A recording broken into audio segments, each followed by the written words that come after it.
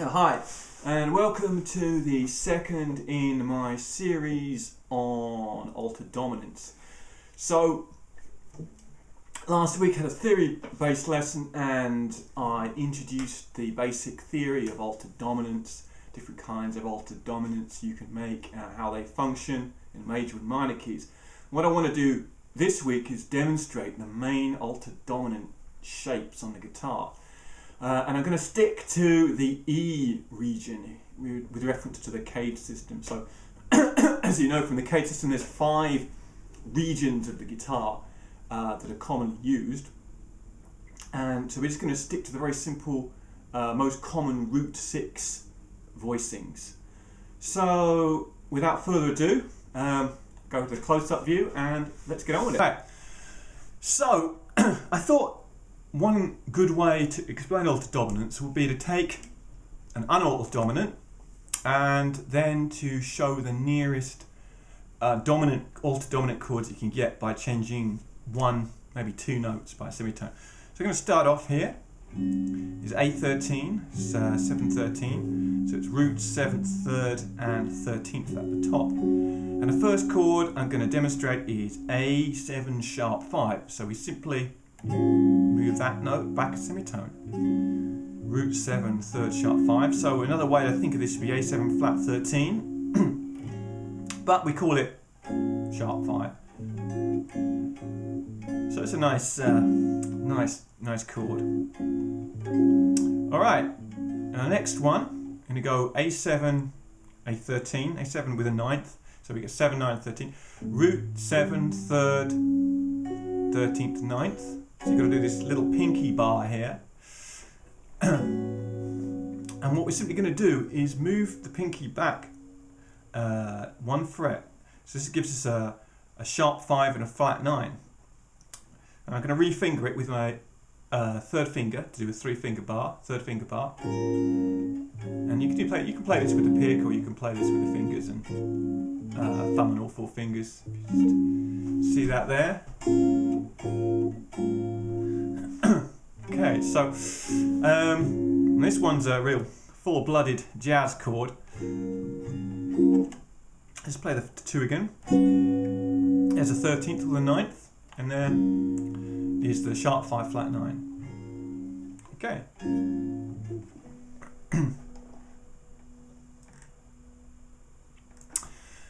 This next one can only really be played with finger style, because we're using an index finger bar here. This one is A7, A9, 7, 9, 1, 7, 3, 5 and 9. And this one's going to go very easily into A7 flat 9, like this. This can be considered a diminished scale chord, because it's got a regular 5th but a flat 9. And then we go back to A7, 9. And then we move the pinky up 1 fret, we get the sharp 9 chord. So sharp 9, it's really the same as a flat 3rd, but the important thing about a sharp 9 is that it's got to be at the top. It's got to be at the top of the chord to sound right. The 3rd's got to be at the bottom, and the sharp 9's got to be at the top. So really it's like putting a blues scale, how we put a blues scale over a dominant chord. That clash that clash of a semitone between the 3rd and the sharp 9, or the major 7th, if you like, from the 3rd up to the sharp 9, then it's really considered to be, a good clash. There are some bad clashes as well that you want to avoid, but this is a good one. Okay, now I'm going to go to A7. This is a drop 2 voicing for A7, so 1, 7, 3, 5, and again, just demonstrate the A7 sharp 5. You can see this note here, E is the 5th, sharp 5 is going to be E sharp, back. Now I'm going to demonstrate the A7 flat 5. It's a nice sounding chord. Now this one could be considered to be a whole tone chord. In fact, they can both be considered to be whole tone chords. That is to say, derived from the whole tone scale. And this one's also can be considered to be a Lydian dominant chord. And it's characteristic. It's the 2nd chord of Girl from Ipanema. For him.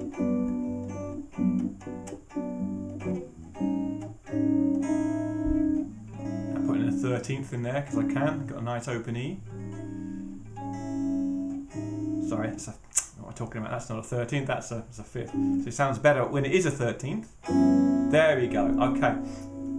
So that would be a Lydian augmented chord. You've got the 13th, but you've got the sharp 11. We call it a sharp 11 here. All right, so moving on. Back to A7 13/9. It's a great shape. It's worth persisting with these pinky bars and these ring finger bars, because they really give you a lot of flexibility. Okay, so now next chord I'm going to play. Again, it's better to play this finger style, although you can put your thumb over here and be able to play this pick style, which is more suitable for percussive styles of guitar. So do it whichever way you want. I experiment with both. This one is gone from A13, A9-13, and we're simply flattening the 9, and we've got A7-9, A13, if you like, A13 flat 9, 7-9 flat 9, 7-13 flat 9. This can be considered to be a diminished chord. Get it from the diminished chord. We have got the 5th in here, but it would be acceptable to have a regular 5th. Yeah. It's not really practical to put the 5th in, so we'll not worry about it. And then the next chord is going to be A7. We go from A13. What we're going to do is we're going to do A7 sharp 5 sharp 9. That's a great chord. We go root 7 3rd sharp 5 sharp 9. I love that chord, and this is commonly precedes the sharp 5 flat 9. It's just a bit of melodic twiddling, basically. Alright, going back again, A7-9, unaltered dominant. And what we're going to do now is we're going to do flat 5 flat 9. So this is going to require some awkward fingering, and we're using your thumb on the A. And we are doing this in A, so we can use the open A, but let's just use some closed fingering here. So we're going to use the thumb.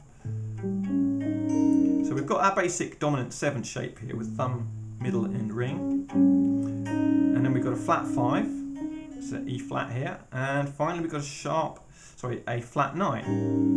A flat 5 flat 9.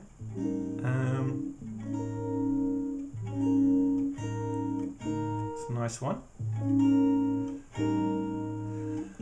And the next chord that we do, we're going to need to use the open string, because it's just, well, there is one way around this, using a very awkward middle finger bar.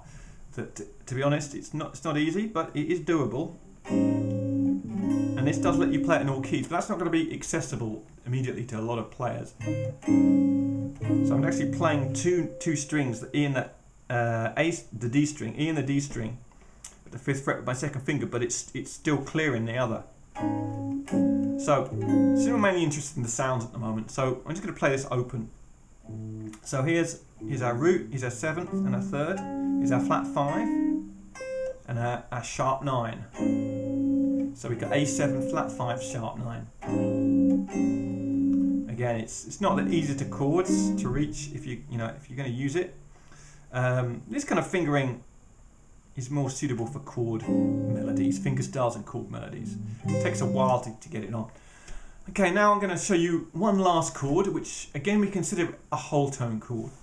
And this one is, well, I'll start off with the A7-9, so dominant 7th with the 9th.